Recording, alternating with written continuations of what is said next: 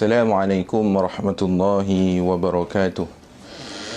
Ila hadratin Nabi Muhammadin sallallahu alaihi wasallam wa ila arwahi wa abaihi wa ikhwanihi wa qarabatihi wa azwajihi wa dhurriyyatihi wat tabi'in wat tabi'it tabi'in lahum bi ihsanin ila yaumiddin. Syai'un lahumul Fatihah.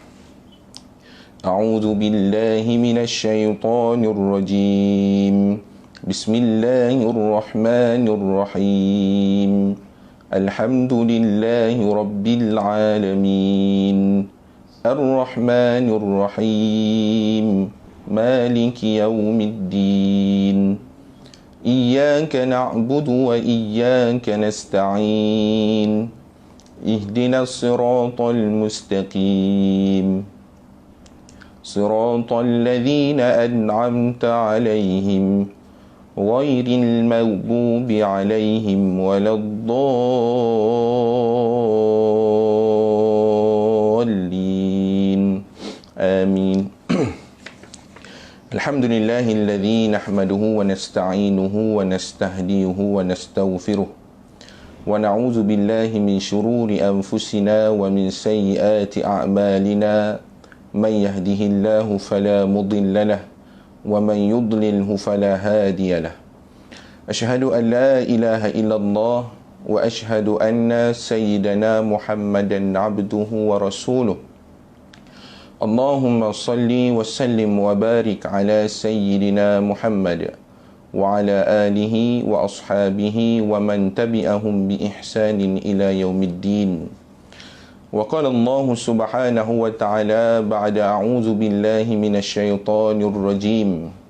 Ya ayyuhalladzina amanu taqullaha haqqa tuqatih wa la tamutunna illa wa antum muslimun. Shadaqallahul azim.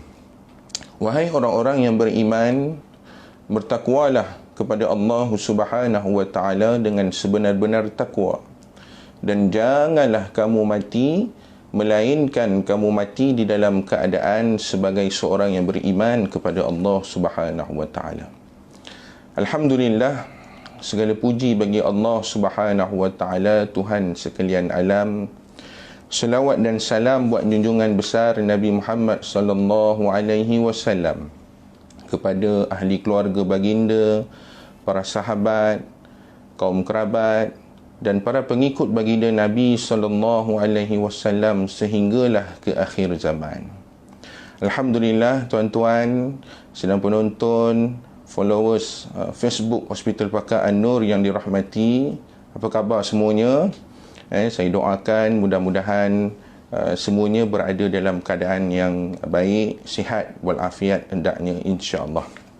Alhamdulillah, tuan-tuan, kita panjatkan setinggi-tinggi syukur kehadrat Allah Subhanahu wa taala pada hari yang berbahagia ini. Kita masih lagi diberikan ruang dan peluang oleh Allah Subhanahu wa taala meneruskan kehidupan kita di atas muka bumi Allah Subhanahu wa taala ini, melaksanakan tugas-tugas kita yang masih tertangguh sebagai seorang khalifah Allah, sebagai seorang hamba kepada Allah Subhanahu wa taala. Mudah-mudahan dengan ruang dan peluang yang Allah Taala berikan kepada kita pada saat ini, menjadikan kita sebagai hamba yang lebih bersemangat memulakan tugas pada pagi ini, menjadikan kita sebagai hamba yang lebih tawaduk, menjadikan kita sebagai hamba yang lebih berpegang dan mengharap penuh kepada Allah Subhanahu wa ta'ala di atas segala usaha yang kita laksanakan. Mudah-mudahan kita doakanlah, mudah-mudahan saya dan juga tuan-tuan sidang penonton yang dirahmati sekalian dipermudahkan urusannya pada pagi yang berbahagia ini sehinggalah habis pagi hari ini. Tuan-tuan yang dirahmati Allah Subhanahu wa ta'ala, syukurnya kita panjatkan di atas nikmat yang tidak putus-putus yang Allah Ta'ala kurniakan kepada kita. Namun saya ingin mengajak tuan-tuan sidang penonton sekalian pada pagi ini untuk kita tidak menjadi orang yang bakhil. Jadi pagi ni sebagai mukadimahnya, dan kita kena ingatlah pada setiap hari selepas daripada ini, kita kena ingat supaya kita tidak menjadi orang yang bakhil. Siapa orang yang bakhil tu? Dalam sebuah hadis yang diriwayatkan daripada Ali bin Abu Talib radhiyallahu anhu, bahawasanya beliau mendengar Nabi SAW bersabda. Nabi mengatakan bahawa orang yang bakhil itu adalah orang yang ketika mana beliau mendengar namaku disebut tetapi beliau tidak berselawat kepadaku. Hadis riwayat Tirmizi. Jadi tuan-tuan, kita nampak perkara ni sebagai satu benda yang macam ringan aja. Sedangkan Nabi kata kalau kita dengar nama Nabi itu disebut, kalau kita tidak berselawat ke atas Nabi SAW, maka kita terdiri daripada kalangan golongan-golongan yang bakhil. Jadi pada pagi ini tuan-tuan, marilah kalau kita dengar saja nama Nabi disebut, maka berselawatlah ke atas Nabi SAW. Jom kita berselawat ke atas Nabi SAW. Allahumma salli ala Sayyidina Muhammad wa ala alihi wa ashabihi ajma'in.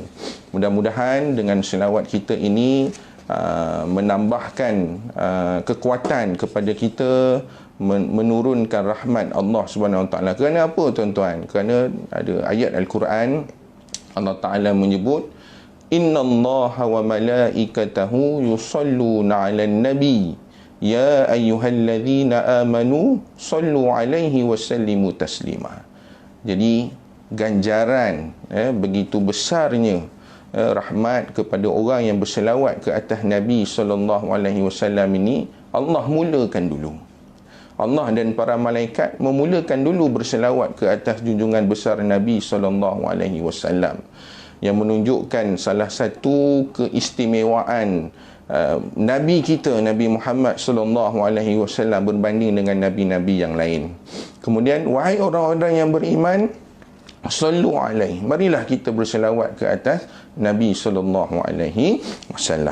Jadi tuan-tuan yang dirahmati Allah Subhanahu Wa Taala, pada pagi yang berbahagia ini, tuan-tuan yang sedang mengikuti bersama-sama dengan saya dalam tazkirah online bersiaran secara langsung di Facebook Hospital Pakar An-Nur, pada pagi ini kita akan membincangkan berkaitan dengan satu tajuk, iaitu menyemarakkan Zulhijjah. Tuan-tuan yang dirahmati Allah, cuba tuan-tuan tengok kalender. Kat meja masing-masing ada kalender, dekat telefon ada kalender, dekat jam pun ada hari bulan, kan? Berapa hari bulan hari ni tuan-tuan? Hari ni adalah 21 hari bulan Julai 2020 bersamaan dengan 29 Zulqaedah 1441 Hijrah. Maknanya apa tuan-tuan? Sekiranya diizinkan oleh Allah Subhanahu Wa Taala, menjelang pada waktu maghrib nanti, kita akan memasuki bulan yang terakhir di dalam bilangan tahun Hijrah.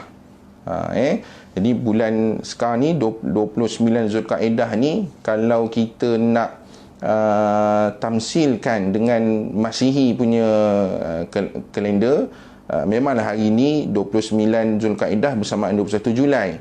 Tetapi bilangan turutan bulan Zulqaedah ini diibaratkan seperti kita berada pada bulan November, bulan yang kedua terakhir di dalam bulan Islam.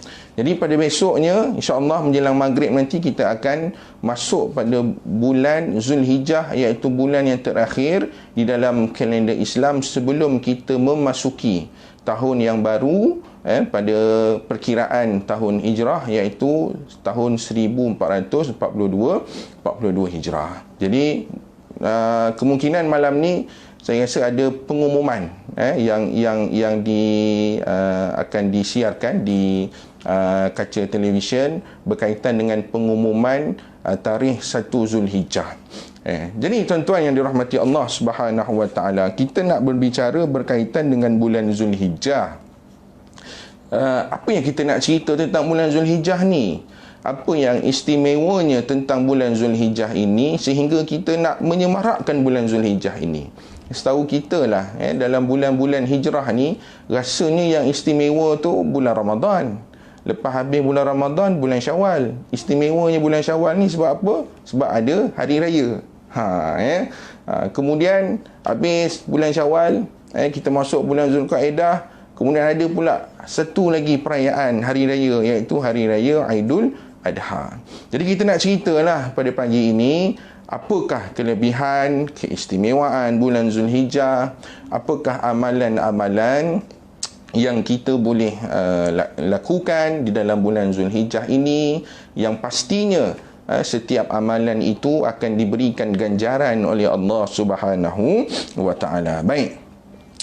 Yang pertama, tuan-tuan, kita nak mengetahui bulan Zulhijjah ini adalah bulan yang sangat istimewa. Bulan Zulhijjah ini adalah di antara bulan yang teristimewa dan bulan yang teragung di sisi Allah Subhanahu wa taala. Kerana apa, tuan-tuan? Kerana bulan Zulhijjah ini disebutkan oleh Allah Subhanahu wa taala dalam Al-Quran. Nabi pun ada menguatkan dalil Al-Quran itu melalui hadis baginda Nabi SAW yang menyatakan bahawa bulan Zulhijjah ini adalah merupakan salah satu daripada 4 bulan haram di dalam Islam. Apa pula lah bulan haram dalam Islam ni ya? Baik, tak apa, nanti kita akan huraikan dan kita akan perbincangkan. Baik. Dalil di dalam surah At-Taubah. Kalau tuan-tuan buka Al-Quran yang ada di rumah ataupun di atas meja, tuan-tuan boleh buka surah At-Taubah, surah yang ke-9, juzuk yang ke-10 pada muka surat 192 pada ayat yang ke-36. Jom kita sama-sama baca ayat ini. Kita lihat sedikit terjemahannya yang ada berkaitan yang ada kaitan dengan tajuk yang kita bicarakan pada pagi ini. Juzuk yang ke-10, muka surat 192 ayat 36. Apa ayatnya? A'udzu billahi minasyaitonir rajim. Inna iddatash syuhuri 'indallahi 12 syahran fi kitabillahi yawma khalaqas samawati wal ardh minha arba'atun hurum dhalika ad-dinul qayyim فلا تظلموا فيهن أنفسكم وقاتلوا المشركين كافة كما يقاتلونكم كافة واعلموا أن الله مع المتقين. Sesungguhnya bilangan bulan-bulan di sisi Allah itu adalah sebanyak 12 bulan yang telah ditetapkan di dalam kitab Allah semasa Allah Subhanahu Wa Taala menciptakan langit dan bumi. Dan di antara 12 bulan itu disebutkan arba'atun hurum, ada 4 bulan yang dihormati. Ketetapan yang demikian itu adalah agama yang betul, agama yang lurus.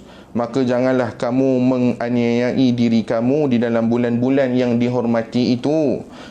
Makna kata janganlah kita ini melanggar perintah Allah Subhanahu Wa Taala di dalam bulan yang dihormati ini. Dan perangilah kaum kafir musyrik seluruhnya sebagaimana mereka memerangi kamu seluruhnya, dan ketahuilah sesungguhnya Allah berserta dengan orang-orang yang bertakwa. Jadi tuan-tuan, ayat ataupun dalil dalam surah At-Taubah ini, Allah SWT ceritakan bahawa dalam setahun sebenarnya ada 12 bulan. Itu yang kita diajar, bermula daripada Muharram, Safar, sampai ada, kalau tak silap saya lah, ada satu kumpulan nasyid saya tak ingatlah nama kumpulan nasyid tu. Tapi dia adalah, dia wujudkan satu lagu lah. Muharram, Safar, Rabiul Awal, Rabiul Akhir, Jamadil Awal, sampai akhir lah. Saya tak adalah nak nyanyi sampai habis tuan-tuan. Ini bukan show nyanyian. Baik. Jadi dalil di dalam Al-Quran surah At-Taubah ayat 36 ini menceritakan bahawa telah ditetapkan oleh Allah Subhanahu Wa Taala semasa Allah menciptakan langit dan bumi ada 12 bulan, dan di antara 12 bulan itu ada 4 bulan yang disebut sebagai bulan yang haram ataupun bulan yang dihormati. So apakah 4 bulan ni tadi? Dalam ayat Al-Quran ni dia cerita secara umum. Kalau kita cari mana pula disebut Zulhijjah dalam ayat Quran ni ustaz? Tak ada. Jadi dikuatkan oleh hadis Nabi SAW yang diriwayatkan oleh Abi Bakrah radhiyallahu anhu, bahawasanya Nabi SAW bersabda, maksudnya waktu berputar sebagaimana keadaannya ketika Allah Subhanahu Wa Taala menciptakan langit dan bumi. Satu tahun itu terdiri daripada 12 bulan. Daripadanya terdapat 4 bulan yang haram. Jadi dalam ayat Al-Quran tadi, dia cuma bagi tahu ada 4 bulan yang haram ataupun 4 bulan yang dihormati. Dalam hadis ini didetailkan oleh Nabi SAW, disebutkan 4 bulan yang haram, 4 bulan yang dihormati itu 3 daripadanya mengikut turutan. Apa dia? Bulan Zulqaidah, bulan Zulhijjah dan bulan Muharram. Zulqaidah ni bulan yang sekarang ni, Zulhijjah yang akan datang, yang akan masuk insya-Allah pada menjelang maghrib nanti, dan bulan Muharram. Dan satu lagi bulan, iaitu bulan yang keempat, adalah bulan yang terletak di antara Jamadil Akhir dan Sya'ban. So di antara Jamadil Akhir dengan Sya'ban, bulan yang di antara itu adalah bulan yang keempat yang disebut sebagai bulan yang diharamkan ataupun bulan yang dihormati, iaitu bulan Rajab. Jadi ada 4 bulan yang dihormati, yang diharamkan, yang disebut sebagai bulan haram: bulan Zulqaidah, bulan Zulhijjah, bulan Muharram dan bulan Rajab. Ni kena ingatlah tuan-tuan. Walaupun tak ada jawab peksa kan selepas ni kan. Ni sebagai ilmu tambahan. Kalau ada yang tuan-tuan yang dah tahu, alhamdulillah. Kalau ada sidang pendengar yang belum tahu, alhamdulillah juga. Sebab apa? Sebab kita dapat satu ilmu baru pada pagi ini. Jadi hadis tersebut diriwayatkan oleh Imam Bukhari, hadis yang bernombor 40554. Jadi tuan-tuan, kita cerita tadi, bulan ni disebut sebagai bulan haram, bulan ni disebut sebagai bulan yang dihormati. Kenapa disebut sebagai haram ni? Apa yang haramnya yang kita tak boleh buat pada bulan ini? Jadi dimaksudkan dengan bulan yang haram ini, dinamakan bulan yang haram ini kerana pada bulan ini, maknanya pada 4 bulan yang tadi itu, Zulqaidah, Zulhijjah, Muharram, Rajab, Allah Subhanahu Wa Taala mengharamkan untuk kita berperang pada bulan ini. Di mana Allah Subhanahu Wa Taala juga mengharamkan sebarang kezaliman untuk kita lakukan pada bulan ini. Tak boleh buat. Memanglah orang kata pada bulan-bulan yang lain pun tak boleh juga ustaz buat perbuatan-perbuatan yang zalim. Tetapi Allah Subhanahu Wa Taala peringatkan, kalau kita melakukan kezaliman pada bulan-bulan yang haram ini, dosanya adalah lebih besar berbanding bulan-bulan yang lain. Na'udzubillah. Ini peringatan daripada Allah Subhanahu Wa Taala. Sebab itu ayat surah At-Taubah ayat yang ke-36 tadi yang saya bacakan tadi, menurut pandangan daripada Ibnu Abbas, menyatakan ketika beliau mentafsirkan ayat ini, Ibnu Abbas menyatakan bahawa setiap kezaliman yang dilakukan di dalam bulan haram ini, dosanya adalah lebih besar berbanding bulan-bulan yang lain. Maka bila kita buat kezaliman, boleh buat dosa, Allah Subhanahu Wa Taala berhak untuk menimpakan dosa kepada kita, kita pun tak tahu berapa banyak dosa yang Allah Subhanahu Wa Taala berikan kepada kita selagi kita tidak bertaubat kepada Allah Subhanahu Wa Taala. Jadi bila buat jahat pun, ganjaran ataupun azab ataupun dosa itu melebihi, maka kalau kita buat baik pun, kata Ibnu Abbas, begitu juga amal soleh yang kita lakukan adalah lebih besar pahalanya berbanding pada bulan-bulan yang lain. Maknanya apa tuan-tuan? Kita sebelum ni mungkin kita set kat dalam minda kita, kalau kita nak buat kebaikan, mungkin orang tunggu bulan Ramadan je. Kan? Bulan Ramadan tu dia dah memang ada satu bulan yang istimewa lah. Bulan yang padanya diturunkan Al-Quran, yang bulan dalam bulan Ramadan itu juga ada satu malam yang lebih baik daripada 1000 bulan. Itu ada keistimewaan pada bulan Ramadan. Tetapi nak ceritakan pada hari ini, selain daripada bulan Ramadan, ada juga bulan-bulan yang bila kita melakukan kebaikan, Allah Subhanahu Wa Taala akan memberikan ganjaran kepada kita, iaitu apa dia? Kita berada pada bulan Zulhijjah ini. So bulan Zulhijjah ni macam akhir tahun lah. Jadi biasanya akhir tahun ni ada orang kata jualan langsung, sale. Kalau pergi ke pasar raya besar, kalau ada diskaun harga 90%, 50%. Jadi berebut-rebut orang nak beli barang sebab murah. Jadi berada pada hujung tahun di dalam tahun hijrah ini, kita kena berebut-rebut jugalah untuk melakukan sebanyaknya amal kebaikan di dalam bulan Zulhijjah ini.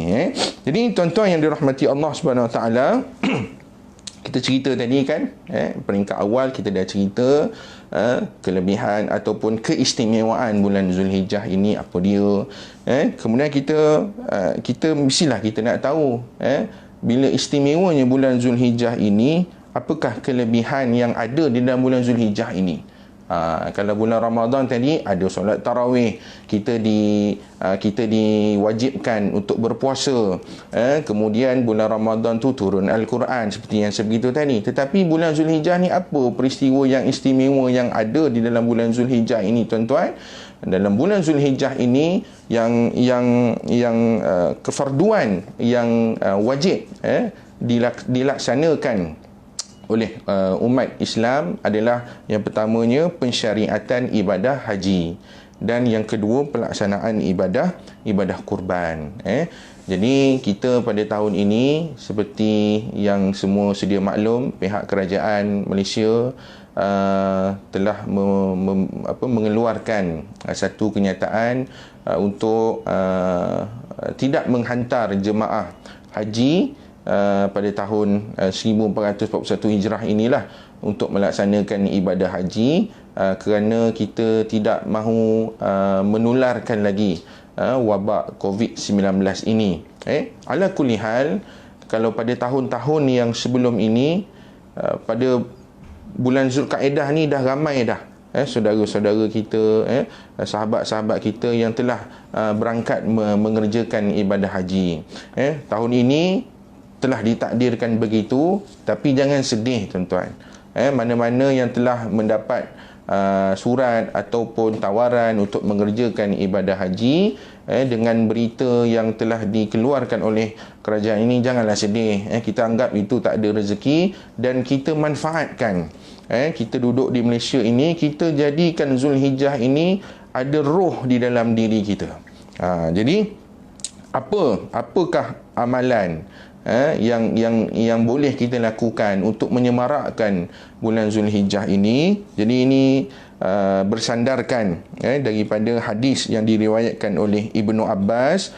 Nabi SAW bersabda, kata Nabi, tidak ada hari di mana amal soleh pada saat itu lebih dicintai oleh Allah Subhanahu Wa Taala daripada hari ini, iaitu 10 hari yang pertama di dalam bulan Zulhijjah. Jadi 10 hari yang pertama besok, kalau kita masuknya 1 Zulhijjah, dah bermula dah yang disebut oleh Nabi, bila kita melakukan amal yang dicintai, lebih dicintai oleh Allah Subhanahu Wa Taala. Jadi apakah amalan-amalan yang kita boleh lakukan di dalam 10 hari pertama pada bulan Zulhijjah ini, tuan-tuan? Yang pertama, kita kena memperbanyakkan zikir. Perbanyakkanlah zikir. Subhanallah, kita melafazkan syukur kepada Allah SWT, memperbanyakkan tahmid, alhamdulillah, la ilaha illallah, Allahu Akbar. Ini sebut antara zikir-zikir yang kita boleh perbanyakkan. Ini bersandarkan daripada satu hadis yang diriwayatkan oleh Ibnu Umar. Kata Nabi SAW, tidak ada hari yang paling agung dan amat dicintai oleh Allah Subhanahu Wa Taala untuk berbuat kebajikan di dalam 10 hari yang pertama pada bulan Zulhijjah ini, maka perbanyakkanlah kita untuk bertahlil. Tahlil ni apa, tuan-tuan? La ilaha illallah lah. Bukanlah ke tahlil tu kenduri makan tu, bukan. Tahlil ni zikir, la ilaha illallah, la ilaha illallah, tu tahlil. Kemudian memperbanyakkan takbir, Allahu Akbar, Allahu Akbar. Kemudian tahmid. Hadis daripada riwayat Ahmad. Jadi bermula daripada esok, tuan-tuan, amalan yang mudah untuk kita buat, zikir. Perbanyakkan zikir. Zikir ni boleh kita buat di mana-mana. Sambil buat kerja kita boleh melakukan zikir, kita boleh melafazkan zikir. Tidak perlu kepada syarat-syarat yang khusus lah, kecuali kalau kita masuk ke dalam tempat-tempat yang tidak dibenarkan untuk kita melakukan ibadah, tu lain cerita lah. Tapi itu pun still boleh kita zikir di dalam hati. Jadi perbanyakkan amalan zikir ini. Zikir ni kata ulama, adalah satu amalan pendinding diri kita. Amalan zikir ini adalah amalan pendinding diri. Nak memberikan kekuatan di dalam rohani kita, perbanyakkan zikir. Paling tidak pun selepas solat ada zikir khas yang kita kena lazimi, iaitu subhanallah, alhamdulillah, Allahu Akbar tadi.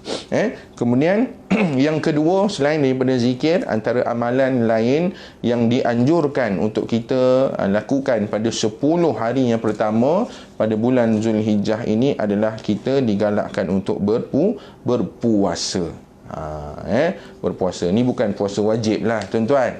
Bukan puasa macam bulan Ramadan tu, tapi puasa sunat. Tapi sebenarnya bila kita buat satu perkara yang wajib ni, dah memang satu kefarduan, nak tak nak kena buat. Bila kita buat, kita dapat pahala. Bila kita tak buat, kita dapat dosa. Tapi satu perkara sunnah ini yang tidak diwajibkan kepada kita, tapi bila kita buat, ganjaran pahalanya lebih lagi. Ganjaran pahalanya lebih lagi. Saya teringat satu kisah diceritakan kepada saya dalam satu kuliah kami bersama almarhum Tuan Guru Ustaz Datuk Dr. Harun bin Din. Pada satu ketika Nabi SAW berpuasa sunat. Nabi berpuasa sunat, Nabi masa tu berada dalam keadaan yang sangat lapar. Kalau kita puasa wajib, lapar macam mana pun nak tak nak kena tahan lah kan, takkan nak berbuka, dah wajib. Tapi kalau puasa sunat ni kita ada pilihan. Sama ada kita nak berbuka pun boleh, kita nak teruskan puasa pun boleh. Kalau kita yang kuat imannya, kita akan teruskan puasa dah. Jadi ketika Nabi dalam keadaan yang lapar itu, Nabi berdoa kepada Allah SWT. Datang Malaikat Jibril. Malaikat Jibril datang, Malaikat Jibril tanya kepada Nabi, wahai Rasulullah, apa yang kau mahukan wahai Rasulullah? Kau nak aku bagi apa kemewahan kepada engkau? Engkau nak aku tukarkan bukit bukau ini menjadi emas permata, harta untuk engkau mewah? Kata Nabi SAW, tidak Jibril. Aku ingin berdoa kepada Allah SWT, cukuplah sekiranya Allah SWT memberikan kepada aku satu hari kenyang, satu hari lapar. Satu hari kenyang, satu hari lapar. Ini doa Nabi Muhammad SAW. Disebutkan juga antara waktu yang mustajab untuk kita berdoa adalah ketika kita melakukan ibadah puasa sunat. Jadi jangan main-main lah, ataupun jangan kita ambil ringan tentang ibadah sunat ini. Sebab ibadah sunat ini tak semua orang boleh buat. dia bergantung kepada iman dan nafsu seseorang tersebut. Kalau wajib, nak tak nak semua kena buat. Tapi sunat ni ada pilihan. Orang yang memikirkan wal tanzur nafsum ma qaddamat lighad, orang yang memikirkan tentang masa depan dia nak jumpa dengan Allah Subhanahu Wa Taala, amal banyak yang dia nak kena bawa, maka dia akan lawan nafsu dia untuk dia buat perkara-perkara sunat ini. Jadi antaranya dalam bulan Zulhijjah ni kita digalakkan berpuasa. Kita digalakkan berpuasa pada 1 sehingga 9 Zulhijjah bagi orang yang tidak mengerjakan ibadah haji. Jadi kalau orang yang mengerjakan ibadah haji pada waktu ni, kalau dia nak berpuasa pun boleh. Tapi kalau dia tidak berpuasa pun dibolehkan untuk memberikan, orang kata, kekuatan tubuh badan kepada dia melaksanakan ibadah. Tapi hari ni pada masa sekarang ni tak boleh pergi haji kan. Jadi manfaatkanlah 1 hingga 9 Zulhijjah ini untuk kita berpuasa. Dan puasa pada 9 Zulhijjah yang disebut sebagai hari Arafah. Kalau tuan-tuan pergi melaksanakan ibadah haji pada tarikh 9 Zulhijjah ini, semua umat Islam melakukan satu, orang kata, kefarduan yang paling tinggi dalam melaksanakan ibadah haji, iaitu wukuf di Arafah. Jadi disebut sebagai hari Arafah pada hari 9 Zulhijjah itulah. Jadi hari yang ke-9 Zulhijjah ini adalah hari yang terbaik untuk kita berpuasa. Kalau kita buka kalender, sekiranya jatuh 1 Zulhijjah tu pada besok, hari Rabu, jadi kemungkinan, ataupun bukan kemungkinan lah, memang dia punya jadual dia, kalau besok 1 Zulhijjah adalah hari Rabu, maka 9 Zulhijjah, tak silap saya, jatuh kepada hari Khamis. Kalau besok 1 Zulhijjah hari Rabu, Khamis, Jumaat, Sabtu, Ahad, Isnin, Selasa, Rabu, Khamis. Hari Khamis itu adalah jatuh pada 9 Zulhijjah. Dalam hari 9 Zulhijjah pada hari 9 Zulhijjah itu adalah hari Arafah. Kita berpuasa sunat puasa Arafah, sunat Arafah. Puasa pula pada hari Khamis yang memang hari yang disunatkan untuk kita berpuasa. Masya Allah, begitu banyak ganjaran pahala yang disediakan oleh Allah Subhanahu Wa Taala kepada kita. Dalam satu hadis diriwayatkan oleh Muslim, Nabi SAW bersabda, tidak ada hari yang lebih banyak Allah membebaskan hamba-Nya lebih daripada hari Arafah. Dan Nabi juga ditanya tentang kelebihan berpuasa pada hari Arafah, lalu Nabi menjawab, puasa pada hari Arafah itu adalah menghapuskan dosa kita yang lalu dan dosa pada tahun-tahun yang akan datang. Masya Allah, tuan-tuan, sebagai manusia yang hidup dekat atas muka bumi ini, yang memang kita meyakini bahawa ada kehidupan selepas kita meninggalkan dunia, dan kita meyakini bahawa ada ganjaran ataupun azab yang Allah Subhanahu Wa Taala sediakan kepada kita. Tidak ada satu orang pun yang tidak menginginkan keampunan daripada Allah Subhanahu Wa Taala. Kalau hari inilah, tuan-tuan, kita diberi pilihan, di hadapan kita ada satu bekas jongkong emas yang kita boleh tengok, dan di kanan kita juga ada satu mangkuk keampunan daripada Allah Subhanahu Wa Taala. Orang yang beriman, yang waras pemikirannya, pasti dia akan memilih keampunan daripada Allah Subhanahu Wa Taala. Nak menunjukkan bahawa kemewahan yang ada di dunia ini tidak dapat menandingi keampunan yang Allah Subhanahu Wa Taala berikan kepada kita. Maka gunakanlah peluang ini, tuan-tuan. Selain daripada itu, amalan zikir, amalan berpuasa, maka kita juga kena memperbanyakkan untuk melakukan amalan-amalan sunat yang lain lah, seperti kita berinfak, melakukan dosa, menjauhkan diri kita daripada melakukan maksiat, memperbanyakkan diri kita memohon taubat dan keampunan daripada Allah Subhanahu Wa Taala. Ini, tuan-tuan yang dirahmati Allah Subhanahu Wa Taala, sebagai, orang kata, di peringkat akhir dalam ruang bicara kita pada pagi ini, saya juga ingin mengingatkan kepada diri saya dan juga kepada sidang penonton yang dirahmati Allah Subhanahu Wa Taala sekalian, ada juga amalan-amalan sunnah yang dianjurkan kepada kita pada bulan Zulhijjah ini. Yang di antaranya, yang pertama, kita digalakkan untuk bertakbir. Takbir macam kita takbir lah. Allahu akbar, Allahu akbar, Allahu akbar. Bila kita disunatkan untuk bertakbir ni, kita disunatkan untuk bertakbir ini bermula pada subuh hari pada 9 Zulhijjah nanti. Makna kata pada hari Khamis nanti kita dah mula bertakbir. Dan Khamis tu adalah hari Arafah. 10 Zulhijjah adalah jatuh hari raya Aidil Adha. Kemudian 11, 12, 13 itu adalah tempoh di mana kita digalakkan, disunatkan untuk bertakbir, memperbanyakkan takbir kepada Allah Subhanahu wa taala. Dan juga disebut sebagai 11, 12, 13 itu juga disebut sebagai hari-hari tasyrik yang diharamkan untuk kita berpuasa. Kemudian yang kedua, kita juga digalakkan untuk berkorban. Dalam surah Al-Hajj ayat yang ke-32 kata Allah Subhanahu wa taala, sesiapa yang membesarkan syiar Allah iaitu berkorban, ia adalah daripada tanda ketakwaan hati. Tidak ada amalan anak Adam yang lebih disukai pada hari korban kecuali dia berkorban, iaitu menyembelih binatang. Hadis daripada riwayat Tirmizi dan Abu Daud. Jadi tuan-tuan, kalau sesiapa yang telah berniat untuk melaksanakan ibadah korban pada tahun ini, kalau ada yang dah berniat, ni satu pesanan saya, dia jugalah satu sunnah yang dianjurkan oleh Nabi SAW. Apa dia? Bermula daripada 1 Zulhijjah, khusus kepada tuan-tuan sidang penonton yang telah berniat untuk melakukan ibadah berkorban, disunatkan bermula daripada 1 Zulhijjah sehingga selesai ibadah korban tuan-tuan, disunatkan tuan-tuan untuk tidak memotong kuku, memotong rambut ataupun bercukurlah sebarang bentuk bulu yang ada pada badan tuan-tuan. Disunatkan. Ini adalah perkara yang sunat. Maknanya bila tuan-tuan buat ibadah korban tu, tuan-tuan dah dapat pahala sunat tadi tu. Kemudian bila tuan-tuan buat juga amalan sunat ini, gandaan pahala tu lebih lagi Allah Subhanahu Wa Taala akan berikan. Jadi ni kena ingat, kalau ada yang dah niat korban hari ni, kalau nampak macam kuku tu panjang, potong siap-siap hari ni. Kalau nampak macam rambut tu serabai sikit, gunting siap-siap petang ni. Nanti bermula 1 Zulhijjah sunat. Bukanlah kata kalau kita buat nanti, kalau kita bercukur juga ustaz, kalau kita potong kuku juga haram ke? Tak haram lah. Menurut mazhab Syafi'i dia jadi makruh, rugilah.